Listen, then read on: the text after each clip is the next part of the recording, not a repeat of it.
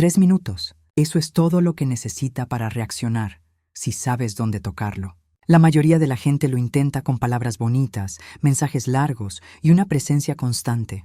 Pero su cerebro no responde a la cantidad. Responde a la urgencia emocional. Y la urgencia se crea con el impacto, no con la insistencia. He estudiado los sistemas de apego durante décadas. Y siempre que alguien decía, no entiendo por qué llamó tan rápido, la respuesta era la misma. Porque alguien sabía cómo activar el punto exacto. No con gritos, sino con ausencia, con ambigüedad, con un pequeño gesto que provocaba un desequilibrio interno. El cerebro masculino es reactivo. Intenta mantener el control, pero basta con una ruptura en un patrón emocional para que todo se derrumbe. Y cuando eso sucede, la mente busca refugio, busca respuestas. Te busca a ti, no por amor consciente, sino por malestar neuroquímico. Necesita restaurar lo que le has quitado. Y entonces suena el teléfono. Porque en ese momento ya no eres solo un recuerdo. Eres la clave del equilibrio. Y su cuerpo clama por paz. El cerebro masculino es una máquina de respuestas. No actúa al azar, sino que reacciona a estímulos específicos. Y cuando llega el estímulo adecuado, la acción es casi automática. Lo he visto en exámenes y en comportamientos. El patrón se repite. Algo lo mueve inesperadamente. Y se activa, no porque así lo haya decidido, sino porque se activó. Hay un punto preciso donde la emoción supera el control racional. Es cuando el sistema de recompensa se cruza con el sistema de alerta. El término técnico es red de prominencia. Cuando logras parecer a la vez deseable e inaccesible, este sistema se descontrola. Y el resultado es acción, rápida, compulsiva. Necesita reaccionar. Pero para que esto suceda, no puede ser algo obvio. El cerebro no responde a lo ordinario. Necesita una ruptura, necesita un contraste, algo que no esperaba de ti, un gesto, una respuesta, una retirada que no comprendió. El hombre que creía tener el control, de repente se siente perdido. Y su cuerpo busca una salida. La salida eres tú, y por eso llega la llamada. Porque quiere reconectar, sí, pero, más importante aún, quiere recuperar el control emocional. Pero no puede. Has cambiado la ecuación. Ahora necesita la respuesta. Tu reacción, tu validación, llama para intentar controlar su propia ansiedad. Recuerda que si deseas descubrir cómo desbloquear el código secreto que enciende el respeto y el deseo en su mente, haz clic en el primer enlace de la descripción o en el primer comentario fijado. Y ahí es cuando lo entiendes. La acción no surgió del afecto, sino de la falta de control. Y no hay nada más poderoso que desencadenar la acción instintiva en un cerebro que intenta mantenerse racional. No hace falta gritar para impactar. El cerebro humano, especialmente el masculino, reacciona con mayor intensidad a lo que llega en pequeñas dosis. La urgencia emocional no nace del exceso, nace de la precisión, un gesto inusual, un mensaje breve con ruido emocional, un silencio oportuno. Eso es lo que crea aceleración interna. Siempre vuelvo a un punto. La dopamina no responde a la cantidad.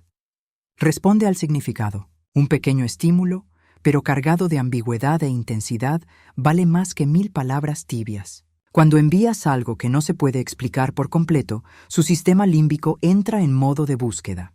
Necesita resolver, necesita interpretar, y para eso te necesita a ti. El truco está en lo incompleto. Decir la mitad, mostrar algo y ocultar el resto. Revelar lo justo para que su mente funcione. Y cuando el cerebro entra en una sobreexigencia emocional, surge la urgencia. Siente una presión interna que necesita liberar. ¿La forma más rápida de hacerlo? Contacto. Mensaje. Llamada. Funciona casi como un cortocircuito emocional. El cerebro está en su ritmo normal. Experimentas una interrupción sensorial y de repente se agita. Piensa.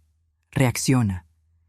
Es en este espacio donde surge la urgencia, cuando el cerebro pierde el ritmo e intenta compensarlo con movimiento. La mayoría de la gente fracasa por esforzarse demasiado. Pero quienes dominan este juego saben que cuanto menos das, más se mueve. Porque la urgencia surge de lo que falta, no de lo que sobra. Lo que pocos entienden es que el apego romántico es un sistema neurológico independiente. Tiene su propia lógica, su propia velocidad, sus propios detonantes. Cuando se activa, genera un comportamiento impulsivo, especialmente en los hombres. No es una elección, es una respuesta automática a una sensación de pérdida inminente. Y esta respuesta suele llegar en cuestión de minutos. Los estudios demuestran que el cerebro enamorado activa regiones vinculadas a la supervivencia. Es el mismo circuito que se activa cuando perdemos algo vital. Así, si logras provocar una sensación de distanciamiento emocional repentino, el cerebro de la otra persona lo interpreta como una amenaza de desconexión. Y el impulso natural es intentar restablecer el vínculo, rápido. Esta inmediatez no es emocional, es biológica. La ausencia activa la amígdala, la duda activa la corteza anterior, la memoria activa el hipocampo, y todo esto en conjunto crea un escenario de urgencia interna. Necesita moverse, necesita hablar, necesita saber dónde estás, porque el silencio, en esta etapa, se convierte en un ruido insoportable. He visto a hombres aparentemente indiferentes llamar a los pocos minutos de una ruptura inesperada. Y no era anhelo, era una disfunción química momentánea. Sus cerebros ansiaban recuperar el equilibrio emocional que representabas, solo que ahora ya no tenían acceso, y eso lo acelera todo. La respuesta rápida, cuando ocurre, no proviene de un afecto sereno. Proviene de una pérdida simbólica, de una ausencia calculada y de un sistema emocional que, cuando se activa adecuadamente, simplemente no puede esperar. Existe una conexión directa entre el cuerpo y la memoria emocional. Esta conexión se llama estimulación sensorial. Sonidos, olores, imágenes, tactos, todos son atajos neurológicos que reactivan experiencias pasadas. Cuando se activa uno de estos canales correctamente, el cerebro responde de inmediato, y lo que antes era solo un recuerdo se convierte en una necesidad. Un ejemplo sencillo: la voz. No es solo sonido, es una firma emocional. Una nota vocal específica, una forma de decir una palabra, una entonación grabada. Al escucharla de nuevo, incluso en un breve fragmento de audio, el cerebro la reconoce, y al reconocerla, la recuerda. El cuerpo responde antes de que la mente comprenda por qué. Recuerdo un caso que estudié. Bastaba con una notificación con su nombre, y su ritmo cardíaco se aceleraba. No porque la extrañara, sino porque había dejado un fuerte rastro sensorial. Ese es el poder de lo sensorial, precede a la lógica. Y cuando la emoción precede a la razón, la acción suele ser inmediata.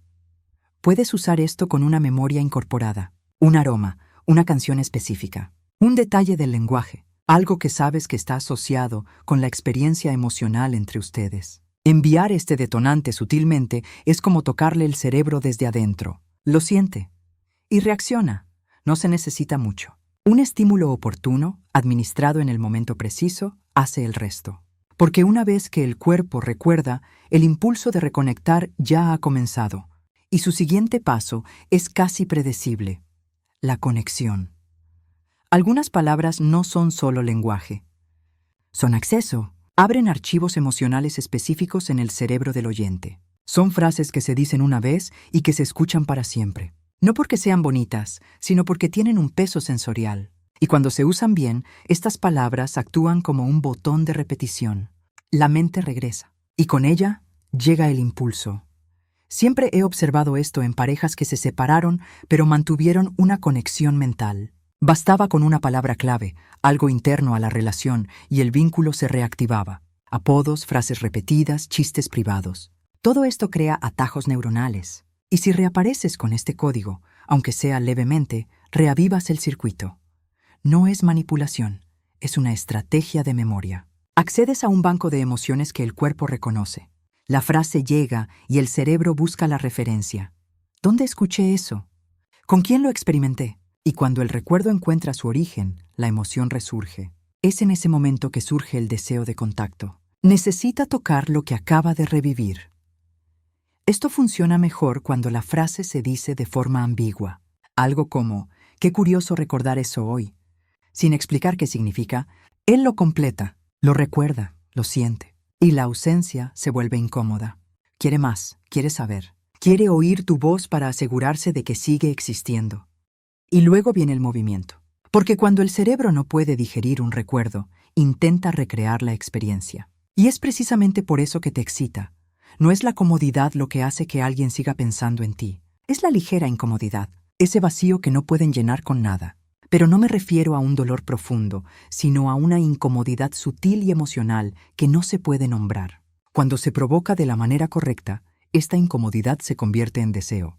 Y el deseo siempre lleva a la acción. El cerebro humano está programado para buscar la liberación. Detesta la tensión emocional no abordada. Así que si le siembras algo que le incomoda, una duda, una carencia, un recuerdo perdido, intentará resolverlo. Pero no podrá hacerlo solo.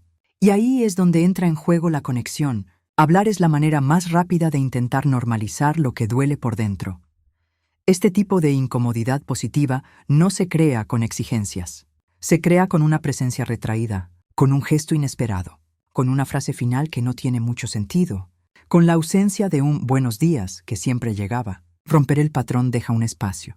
Y este espacio, si se gestiona bien, es más perturbador que cualquier ausencia total.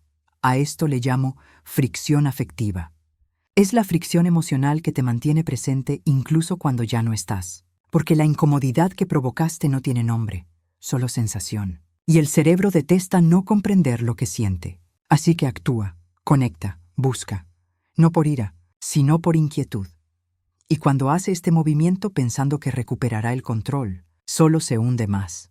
Porque ahora te has convertido en el único antídoto posible para una angustia que no puede explicar. El misterio es combustible emocional. Y cuando se combina con la escasez, se convierte en dinamita emocional. El cerebro masculino, como cualquier otro, se siente atraído por lo que no puede descifrar por completo. Y si la presencia también es escasa, la interpreta como valiosa. No por elección, por instinto. He visto esto repetido en muchísimos patrones cerebrales. La anticipación aumenta cuando la información es parcial. Cuando te muestras completamente, se relaja. Cuando dejas espacios, intenta llenarlos. El misterio activa la búsqueda. Y la escasez crea valor. Es una ecuación básica, pero casi nadie la aplica con precisión.